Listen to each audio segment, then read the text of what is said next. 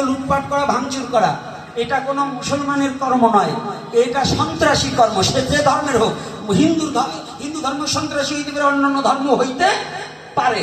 যারা এগুলো করছে তারা সন্ত্রাসী। এই সন্ত্রাসী কর্মকাণ্ডে যারা জড়িত আছে এগুলো দেখলেই ঝাঁপিয়ে উঠবে। একজন না, তাদের প্রতিহত করার জন্য সবাই একত্রিত হয়ে প্রতিহত করতে হবে।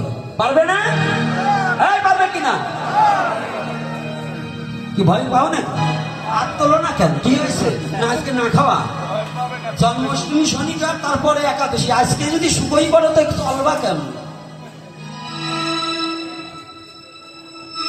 তবে একটা কথা, যদি কোন সনাতন ধর্মের লোক যদি অন্য কোন ধর্মের নিন্দা করে সে অপরাধী, তার বিচার হয়ে যায়। আমি এইটা সাপোর্টকারী নই। যদি অন্য কোন ধর্মের কারো নিন্দা করা সনাতন ধর্ম শিক্ষা দেয়নি। সনাতন ধর্ম শিক্ষা দিয়েছে স্বধর্ম নিধনাং শ্রেয় পরধর্ম ভয়াবহ। তাহলে যদি কোনো সনাতন ধর্মের ছেলে মেয়ে এটা যদি বাস্তবে সে যদি করে থাকে, সে দোষী, তার শাস্তি হোক।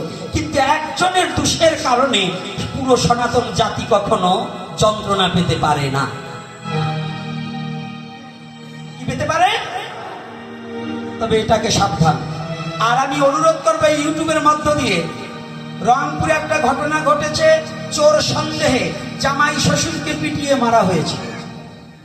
চোর সন্দেহে আমি সমস্ত জনগণকে, হিন্দু, মুসলমান, বৌদ্ধ, খ্রিস্টান, বাঙালি জাতিকে, সমস্ত বাংলার বাঙালি জাতিকে বলছি, কান নিয়ে গেল চিলে, এটা বলে চিলের পিছনে দৌড়াবেন না। কান আছে কিনা আগে জানবেন।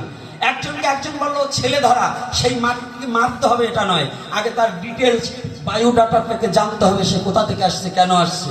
তার আগে তার গায়ে হাত দেওয়া দণ্ডনীয় অপরাধ, তার বিরুদ্ধে মামলা করা হোক। সে আইন আছে। কিন্তু কান নিয়ে গেল চিলে, এ করে আজকে আমার দুজন সনাতনীকে নিঃস্ব করে দেওয়া হয়েছে রংপুরের গায়ে। এবং রংপুরে আরো কিছুদিন আগে এই ধর্ম অবমাননার নাম করে কয়েকটা 19টা বাড়িকে লুট করা হয়েছে এবং 3টা দোকান।